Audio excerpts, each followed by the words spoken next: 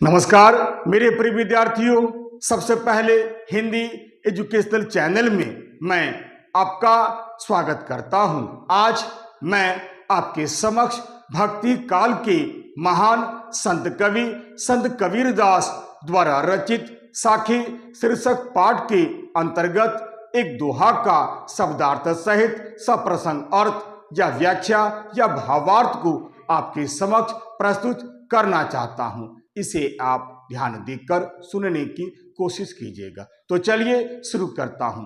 संत कबीरदास द्वारा रचित साखी शीर्षक पाठ के अंतर्गत एक दोहा का शब्दार्थ सहित सप्रसंग अर्थ या व्याख्या या भावार्थ। जी हाँ, व्याख्या शुरू करने से पहले मैं इस दोहा को आपको पढ़कर सुनाता हूं, फिर अर्थ बतलाते हुए इसकी व्याख्या करता हूं। आइए सबसे पहले दोहा। जाके मुँह माथा नहीं, नाही रूप कुरूप, पुहुप बासते पातरा, ऐसा तत् अनूप। जी हाँ, एक मिलता जुलता और दोहा है और दोनों का अर्थ एक ही है। चलिए उसे भी पढ़ देता हूं।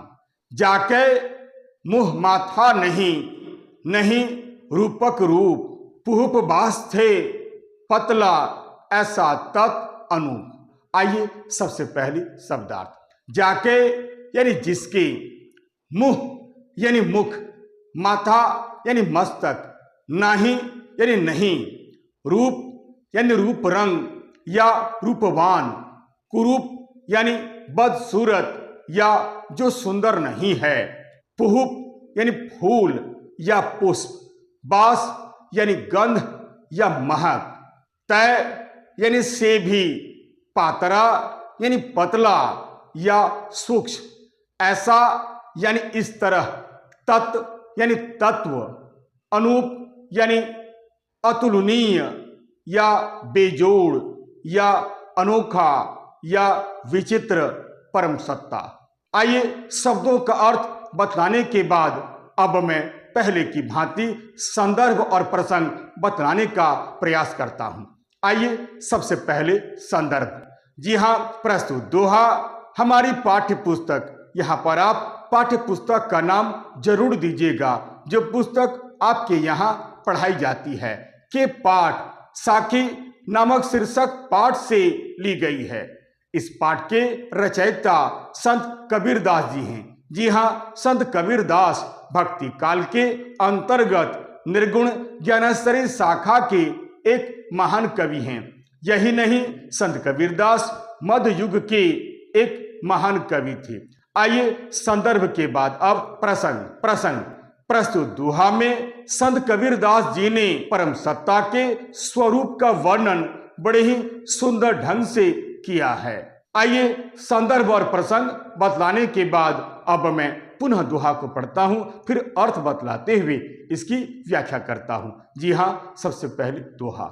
जाके मुँह माथा नहीं, नाही रूप कुरूप, पुहुप बासते पातरा, ऐसा तत् अनूप। इसी तरह मिलता जुलता दोहा है। जाके मुँह माथा नहीं, नहीं रूपक रूप, पुहुप बास्थे पतला, ऐसा तत् अनूप। ध्यान दीजिएगा, दोनों ही दोहा एक ही तरह का दोहा है और दोनों दोहा का अर्थ एक ही है। जाके यानी जिसके, मुंह यानी मुख, माथा यानी मस्तक, नाही यानी नहीं, रूप यानी रूप रंग या शक्ल सूरत या रूपवान, कुरूप यानी जो सुंदर नहीं है या बदसूरत, पुहुप यानी फूल या पुष्प, बास यानी गंध या महक, तय यानी से भी, पातरा यानी पतला या सूक्ष्म, ऐसा यानी इस तरह, तत्व यानी तत्व, अनूप यानी अतुलनीय या बेजोड़ या अनोखा या विचित्र या परम सत्ता, अनोखा परम सत्ता, अनोखा परम ब्रह्म। जी हाँ, संत कबीरदास एक बहुत ही अनुभवी तथा एक दूरदर्शी कवि थे। प्रस्तुत दोहा के माध्यम से संत कबीरदास जी ने परम ब्रह्म या परम सत्ता के स्वरूप का वर्णन बड़े ही सुंदर ढंग से किया है। संत कबीरदास जी मानव मात्र को संबोधित करते हुए कहते हैं कि हे मनुष्य, यह याद रखो कि परम ब्रह्म या परम सत्ता का स्वरूप बड़ा ही अद्भुत है, बड़ा ही अनोखा है, वह बड़ा ही विचित्र है। उस परम सत्ता का स्वरूप ऐसा है कि हम किसी से उसकी तुलना कर ही नहीं सकते हैं।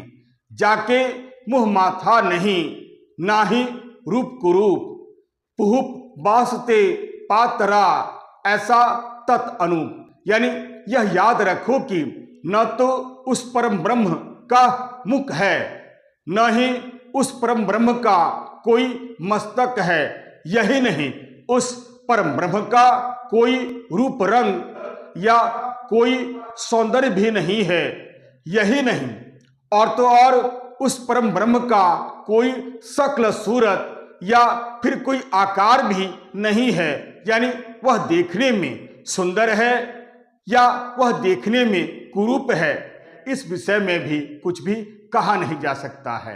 कहने का अर्थ यह है कि उसका कोई सौंदर्य नहीं है, उसका कोई आकार नहीं है, यानी वह रूप स्वरूप से भी परे है, वह रूप रंग से भी परे है, उसके बारे में कुछ भी नहीं कहा जा सकता है। अब अगली पंक्ति देखिए, पुहुप बास्ते पातरा, ऐसा तत् अनूप। पुहुप यानी फूल या पुष्प, बास यानी गंध या महक, तय यानी से भी, पातरा यानी पतला या सूक्ष्म, ऐसा यानी इस तरह, तत्व यानी तत्व, अनूप यानी अतुलनीय या बेजोड़ या अनोखा या विचित्र या परम सत्ता, अनोखा परम सत्ता, अनोखा परम ब्रह्म। हे मनुष्य, यानी यह याद रखो कि वह तो फूलों की सुगंध से भी पतला है, यानी वह बहुत ही सूक्ष्म है, यही नहीं वह इंद्रियों से भी परे है। उस परम सत्ता तक पहुंच पाना भी बड़ा ही कठिन है। कहने का अर्थ यह है कि उस परम सत्ता तक पहुंच पाना किसी के लिए भी आसान नहीं है, यानी असंभव है। हे मनुष्य, यह याद रखो कि वह अगम्य है, वह अगोचर है, वह आंखों से भी दिखाई नहीं देता है। उस परम सत्ता के विषय में केवल अनुभव ही किया जा सकता है। उस परम सत्ता को प्राप्त करना इतना आसान नहीं है। दूसरे शब्दों में यही कहा जा सकता है कि वह तो गूंगे के गुड़ खाने के समान होता है। जिस प्रकार गूंगा गुड़ खाने के बाद उसका स्वाद नहीं बता सकता है कि गुड़ का स्वाद कैसा होता है, गुड़ मीठा है या गुड़ खट्टा है, वह बता नहीं पाता है क्योंकि वह गूंगा है। ठीक उसी तरह हमारा परम ब्रह्म है, ठीक उसी प्रकार हमारा परम सत्ता है। हमारा परम ब्रह्म इंद्रियों से अगम्य एवं अगोचर है तथा वाणी से भी परे है, इसलिए उसके बारे में भी ठीक ठीक कुछ कहा नहीं जा सकता है। जाके मुँह माथा नहीं, ना ही रूप कुरूप, पुहुप बासते पातरा, ऐसा तत् अनूप। अर्थात जिसके न तो मुंह हैं और न ही मस्तक हैं, और तो और जो रूप स्वरूप से भी परे है, यही नहीं जो फूलों की सुगंध से भी पतला है या सूक्ष्म है, यही नहीं जो इंद्रियों से भी अगम्य और अगोचर है, वही परम ब्रह्म है, वही परम सत्ता है। अतः हे मनुष्य, यह याद रखो कि परम ब्रह्म का स्वरूप बड़ा ही अद्भुत है, बड़ा ही अनोखा है, बड़ा ही विचित्र है। उस परम सत्ता का स्वरूप ऐसा है कि हम किसी से उसकी तुलना ही नहीं कर सकते हैं। वह ऐसा ही परम ब्रह्म है, वह ऐसा ही अनूप है, वह ऐसा ही अनुपम तत्व है। आशा करता हूं आप इस साक्षी का अर्थ अच्छी तरह से समझ गए होंगे। आइए अब विशेष या काव्य सौंदर्य। जी हाँ, इस दोहा में संत कबीरदास जी ने परम सत्ता के स्वरूप को बड़े सुंदर ढंग से बतलाने का प्रयास किया है। संत कबीरदास जी ने इस दोहा के माध्यम से बाह्य आडंबरों का खुलकर विरोध किया है तथा भगवान को पाने का सरल मार्ग बतलाया है। कवि ने इस दोहा के माध्यम से परम सत्ता को अनुभव करने के लिए सलाह दिया है। यह अनुभव से ही प्राप्त किया जा सकता है। इस दोहे की भाषा पंचमेल खिचड़ी या सरल सधुकड़ी भाषा है। कवि ने इस दोहा में उपदेशात्मक शैली का प्रयोग किया है। जी हाँ, इस दोहा में शांत रस है तथा यहाँ मुंह माथा में म वर्ण की आवृत्ति होने के कारण यहाँ अनुप्रास अलंकार है। आशा करता हूं आप इस वीडियो के माध्यम से इस दोहा का अर्थ अच्छी तरह से समझ गए होंगे। यदि आपको यह वीडियो अच्छा लगता है, उपयोगी लगता है, सारगर्भित लगता है तो आप इसे लाइक करें, शेयर करें और तो और सब्सक्राइब करना बिल्कुल नहीं भूलें। तब तक के लिए नमस्कार, धन्यवाद।